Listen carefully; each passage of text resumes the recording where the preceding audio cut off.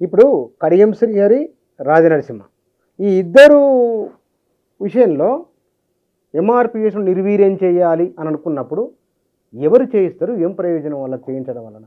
Okay, Kadiyam Srihari MRPS ఉద్యమాన్ని నిర్వీర్యం చేయడానికి జరిగే ప్రయత్నం కడియం శ్రీహరి సొంతంగా పెట్టుకున్నదని నేను అనుకోను. అప్పుడు ముఖ్యమంత్రి డైరెక్షన్లో భాగంగా ఆయన చేశాడు. అప్పుడు గత ముఖ్యమంత్రి కేసీఆర్ మీద నిరంతరం యుద్ధం జరిగే సమయం అది.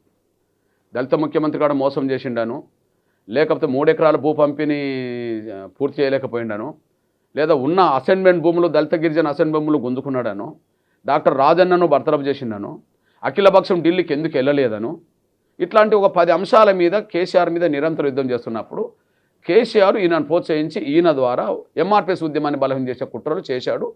ఎంఆర్పిఎస్కి వ్యతిరేకంగా మాట్లాడే వాళ్ళందరినీ ప్రోత్సహించాడు, వాళ్ళతో సభలు పెట్టాడు. అసలు ఎంఆర్పిఎస్ పని అయిపోయిందని చెప్పి కడియం శ్రీహరి మాట్లాడిన సందర్భాలు ఉన్నాయి. ఓకే, అదొక అంశం. ఆయన ఉద్దేశపూర్వకంగా వర్గీకరణ ఎంఆర్పిఎస్కి వ్యతిరేకంగా అనుకోలేదు, కానీ కేసీఆర్ చెప్పినట్టుగా మాత్రం ఆయన జాతికి ద్రోహం చేసే పాత్రలో మాత్రం కడియం శ్రీహరి పాత్ర పోషించాడు. ఒకనాడు వర్గీకరణ విషయంలో అయిన పాత్ర ఉన్నది. గత చంద్రబాబు నాయుడు గారు గవర్నమెంట్లో ఉన్నప్పుడు సాంఘిక సంక్షేమ శాఖ మంత్రిగా వర్గీకరణ విషయంలో ఎంఆర్పిఎస్ ముందుకు సాగుతున్నప్పుడు ఎంఆర్పిఎస్కి అండగా నిలబడ్డాడు. అదే సమయంలో ముఖ్యమంత్రి చంద్రబాబు నాయుడు గారిని ఒప్పించే ప్రయత్నంలో ఆయన పాత్ర పోషించిండు. వర్గీకరణ జరిగే ప్రయత్నం జరిగింది. ఆ మేరకు ఉన్నది. ఆ మేరకు మేము కూడా ఆయనకు అండగలేమా? ఆ మేరకు ఆయనకు మద్దతు ఇవ్వలేదా? ఆయనతో మేము కలిసి పని చేయలేదా? ఇప్పుడు అదే చెప్తున్నాను నేను. వర్గీకరణ విషయంలో ఏ వ్యక్తి అయినా ఏ నాయకుడైనా దాన్ని అనుకూలంగా ముందుకు తీసుకెళ్తున్న దశలో నేను ఎప్పుడు వాళ్ళకి అనుకూలంగానే ఉన్నా. కానీ ఎప్పుడైతే దీనికి నమ్మక ద్రోహం చేయడానికి తమ పదవుల కోసం లేదా వాళ్ళ అధినేతల మెప్పు కోసం ఏదైనా ప్రయత్నం చేసినప్పుడు ఎంటాడడం జరిగింది. ఇప్పుడు రేవంత్ రెడ్డి గారు ఎంఆర్పిఎస్ ఉద్యమాన్ని అట్లా దెబ్బతీయాలని చెప్పి దామోదర నరసింహకు ఏదన్నా ఆదేశాలు ఇచ్చిండా అంటే ఇప్పటికిప్పుడు నేను నమ్మడానికి అవకాశం లేదు. కానీ భవిష్యత్తులో ఎవరి పాత్ర ఏందనే విషయం రేపు ఎవరి పాత్ర ఏందనే విషయం తెలుసుకోవడానికి అవకాశం ఉంటుంది. ఆయన చెప్తే చేస్తున్నారా, ఉద్దేశపూర్వకంగా చేరుతుందనే విషయం కాలం నిర్ణయిస్తుంది. ఎందుకంటే రేవంత్ రెడ్డి గారు వ్యక్తిగతంగా వర్గీకరణకు వ్యతిరేకం కాదు, అనుకూలమే. ఓకే, అనుకూలమైన కాబట్టిగానే ఇంత దూరం తీసుకొచ్చాడు. కాబట్టి అందులో చిన్న చిన్న లోపాలు ఉన్నాయి. 100% టార్గెట్ అన్నప్పుడు 90% దాకా వచ్చినావు. 10% జరిగే సమయంలో లోపాలు అనుకో, ఆ 10% జరిగే లోపాలు సరి చేసుకుంటే 100% సంపూర్ణంగా పూర్తవుతుంది కదా. ఇది మాత్రమే నేను కోరుతున్నా. మీరు గమనించండి, రేవంత్ రెడ్డి గారిని అప్పీల్ చేస్తున్నా కదా, నేను ఘర్షణ పడతలేను, అప్పీల్ చేస్తున్నా. నా అప్పీల్ అర్థం చేసుకున్నాడు కాబట్టినే కదా మళ్ళీ కమిషన్ పునరుద్ధరించబడ్డది. డెఫినెట్గా ఇక్కడ లోపాలు ఏమేమి ఉన్నాయి, మీరు గుర్తించిన లోపాలు ఏమిటి? రైట్, మీ దృష్టికి తీసుకొచ్చాను. ఒకటి, గౌరవ షమీ అఖ్తర్ గారు కమిషన్కు బాధ్యతలు అప్పచెప్పినప్పుడు గవర్నమెంటు నియమ నిబంధనలు పెడుతుంది కదా. ఆ నియమ నిబంధనలో వర్గీకరణ ప్రక్రియ పూర్తి చేసే దశలో హేతుబద్ధంగా ఉండాలి, న్యాయబద్ధంగా ఉండాలి అనేది ఇంపార్టెంట్ పాయింట్. ఇక్కడ ఆ హేతుబద్ధత అనేది, న్యాయబద్ధత అనేది లోపించింది పలానా చోట అని చెప్పి మేము చెప్తున్నాం. ఎగ్జాంపుల్, ఇక్కడ అంతకుముందు ఉమ్మడి ఆంధ్రప్రదేశ్లో ఏబిసిడి ఉన్నది, అంటే 4 గ్రూపులు. మీరు పేరు ఏబిసి అనకపోయినా 3 గ్రూపులు చేశారు, అంటే ఏబిసి దాకా వచ్చింది టెక్నికల్గా అనుకుందాం. మొదటి గ్రూపులో సామాజికంగా, ఆర్థికంగా మరియు విద్యాపరంగా అత్యంత వెనుకబడిన పట్టించుకొని షెడ్యూల్ కులాలు అన్నారు. దీనికి 1% కేటాయించారు. ఇది మొదటి గ్రూప్. ఓకే, మొదటి గ్రూపులో అత్యంత వెనుకబడ్డ వాళ్ళని పెట్టినప్పుడు మరి అంతకుముందు అడ్వాన్స్ కులాలను ఇన్లెట్లో చేరుస్తారు. ఉమ్మడి రాష్ట్రంలో ఏబిసిడి వర్గంలో సి గ్రూపులో మాలలు వచ్చారు. మాలలకు దగ్గరుండబడే మన్నె అండ్ పంబాలకు సంబంధించిన కులాలు కొన్ని ఉన్నాయనుకోండి, వాళ్ళు డెవలప్మెంట్ కులాలు. ఇప్పుడు మన్నె అంటే ఎవరు, గద్దర్ కులం అనుకుందాం, లేదా పంబాలంటే ఎవరు, గంట చక్రపాణి కులం అనుకుందాం. వాళ్ళు చాలా అడ్వాన్స్ కులమే కదా. మరి అత్యంత వెనుకబడ్డ కులంలోకి మళ్ళా మన్నె ఎట్లా చేరుతుంది అంటే, ఈ అత్యంత వెనుకబడ్డ కులాల్లోకి కూడా ఒక 2 అత్యంత అభివృద్ధి చెందిన కులాల నుంచి తీసుకొస్తే ఈ మొదటి రిజర్వేషన్ల మొదటి ఒక అవకాశాన్ని ఏవైతుందో దాన్ని కూడా కొల్లగొట్టవచ్చు అనే కుట్ర ఇక్కడ జరిగింది. 1% రిజర్వేషన్ ఉందా లేదా? ఈ 1% రిజర్వేషన్లు 70% అణగారిన వర్గాలు అనుకో. ఒక 30,000 జనాభా గల్లా ఈ 2 కులాలను తీసుకొచ్చి పెట్టాను అనుకో, ఇప్పుడు వాళ్ళకు రావు. ఇక మళ్ళా ఈ వీళ్ళు కొల్లగొట్టడానికి దారితీస్తుంది. ఇది పొరపాటా కాదా? అత్యంత వెనుకబడ్డ కులాల్లోకి అంతకుముందు అత్యంత డెవలప్ అయిన కులాలను చేసుకొచ్చి అందులో చేర్చడం అనేది పొరపాటా కాదా? దీన్ని తొలగించమంటున్నాం. నంబర్ 1. నంబర్ 2, మీ దృష్టికి తీసుకొస్తున్నాను నేను. ఇప్పుడు మాదిగలకి ఎట్లా నష్టం జరిగింది అనే విషయం మళ్ళీ రెండో అంశం కొత్త. మాదిగలకి ఎట్లా నష్టం జరిగిందని ఇప్పుడు 1% రిజర్వేషన్ అత్యంత వెనుకబడ్డ వాళ్ళకి ఇవ్వడానికి 171,000 మందిని తీసుకున్నారు. అన్ని ఆ కులాలను కలిపితే అంత పాపులేషన్ ఆ? ఆ గ్రూప్లో ఉన్న మొత్తం కులాలను ఆ కలిపితే. 15 కులాలను కలిపితే అంత పాపులేషన్ వచ్చేసింది. ఎంత? మొదటి గ్రూపు 171,000 మందికి వచ్చింది. వాస్తవానికి ఈ 15% రిజర్వేషన్లను జనాభా పరంగా పంచుకుంటే 52 లక్షల చిల్లర జనాభా ఎస్సీలకు ఉంటే ఒక్కొక్క పర్సెంటేజ్ ఇవ్వడానికి 1% రిజర్వేషన్ ఇవ్వడానికి 3,47,000 మంది ఒక 1%కి వస్తుంది. 3,47,000 మందికి ఒక పర్సెంటేజ్ వస్తే ఇక్కడ వెనుకబడ్డాలనే పేరుతో జనాభా పరంగా ఇవ్వకుండా 171,000 చేర్చారు. 1%. యావరేజ్ ఎంతకు ఇవ్వాలి? ఒక 1%. 3,47,000 మంది వస్తే 1% వస్తుంది ఎవరికైనా సరే. ఇప్పుడు మొదటి గ్రూపుకు 171,000కే ఇచ్చారు. 3,47,000 చూడలే అంటే 1% జనాభా లేదు ఇక్కడ, 0.49% ఉన్నది ఇక్కడ. అయినా 1% ఇచ్చారు. ఇది ఒక గీట్రాయి పెట్టుకున్నారు. ఇది అత్యంత వెనుకబడ్డ కులం.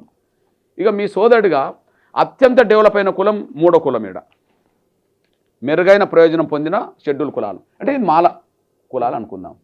ఇది మాల కులాలు సీలో ఉన్నారు. సిలో ఉన్నారు.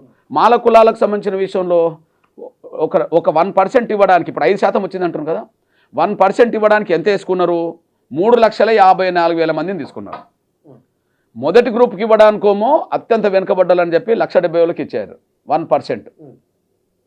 ఇక్కడ అత్యంత డెవలప్ అయిన కులానికేమో 3,54,000 మంది తీసుకొచ్చారు. ఓకే, ఇప్పుడు మేము ఎక్కడున్నాం? మాదిగలుగా మధ్యస్థంగా ఉన్నాం.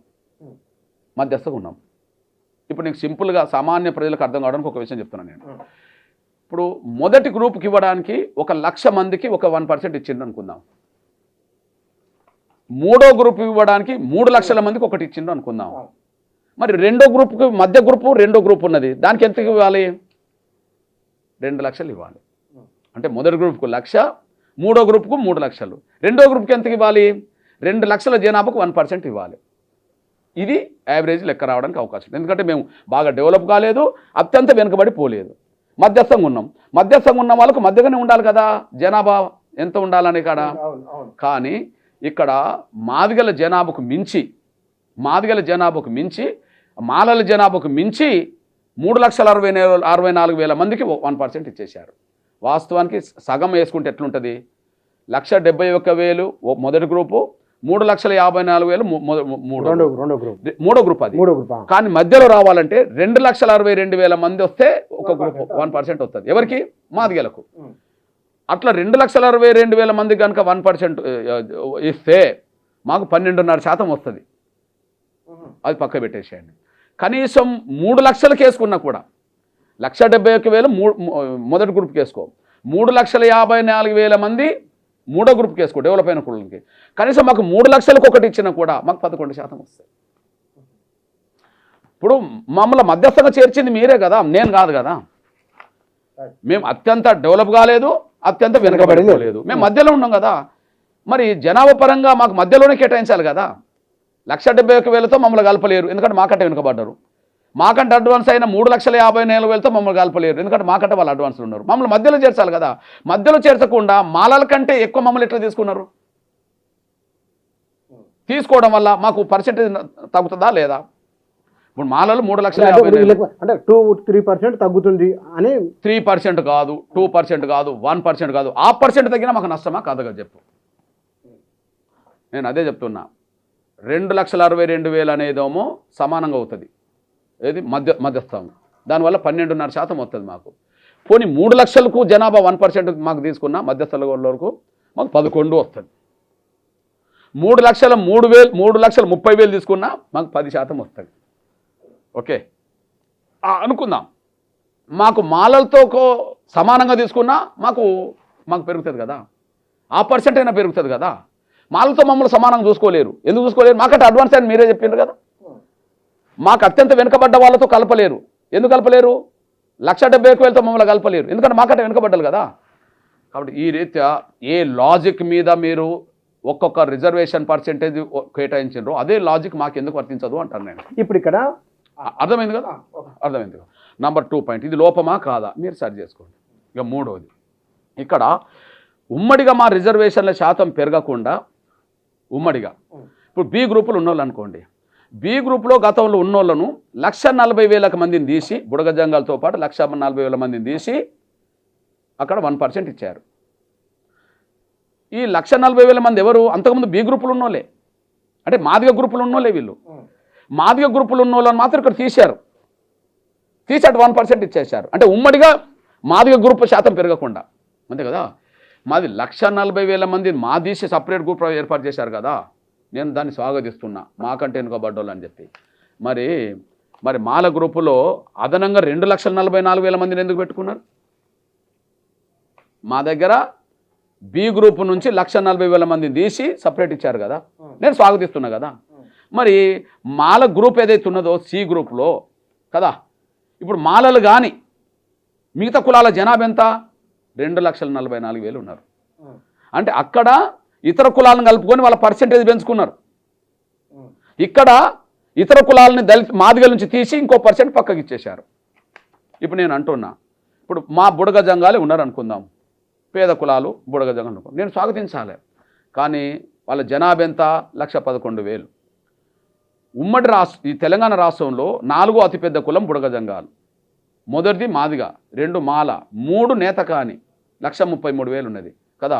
ఇప్పుడు 4వ పెద్ద కులమైన బుడగ జంగాలను మాదిగల నుంచి దూరం చేసి 1% ఇచ్చినప్పుడు తెలంగాణ రాష్ట్రంలో 3వ అతిపెద్ద జనాభా ఎవరిది? ఎస్సీలో మా నేతకాని వాళ్ళది. నేతకాని వాళ్ళ జనాభా ఎంత? 1,33,000. 1,33,000తో పాటు ఇంకో కొన్ని మాలదాసరి, ఒలియదాసరి, మిథిలేహవార్లు, మేము మాలలతో ఉండవు, మాకు సపరేట్ గ్రూప్ ఏర్పాటు చేయాలని అంటుండ్రు వాళ్ళు. ఇప్పుడు చెప్పండి, మరి అక్కడ ఎందుకు గ్రూప్ ఏర్పాటు చేయలేదు? డి ఎందుకు లేకుండా పోయింది? ఏబిసిడి ఉండాలి కదా. బి నుంచి తీసి 1% ఇచ్చి సపరేట్ చేశారు. సి నుంచి తీయకుండా సిలోనే కలిపి సినే ఉంచేశారు.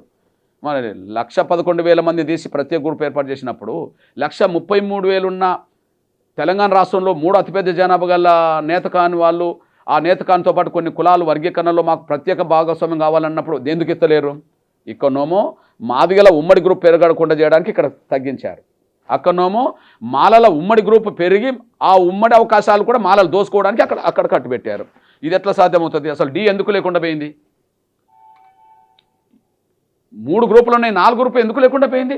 ఏమై ఉండొచ్చు? కారణం ఏంటంటారు? మరి నేను అదే చెప్తున్నాను, మాదిగల ఉమ్మడి పర్సెంటేజ్ పెరగకుండా పక్కకు పెట్టేశారు, మాలల ఉమ్మడి పర్సెంటేజ్ పెరగడం కోసం వాళ్ళని దగ్గర పెట్టుకున్నారు. వాళ్ళు వద్దంటుండ్రు కదా, మేము ఉండమంటుండ్రు కదా, ఎందుకు పక్కకు పెట్టేశారు? ఇక్కడ నుంచి 1,40,000 మంది మాదిగల నుంచి తీశారు కదా, మాదిగ గ్రూప్ నుంచి, గతంలో ఉన్న మాదిగ గ్రూప్ నుంచి 1,40,000 తీశారు కదా. మరి 1,40,000 మందిని తీసి ఇక్కడ గ్రూప్ ఏర్పాటు చేశారు కదా. మరి 2,44,000 మందిని మాలలు ఎందుకు కట్టబెట్టుకున్నారా?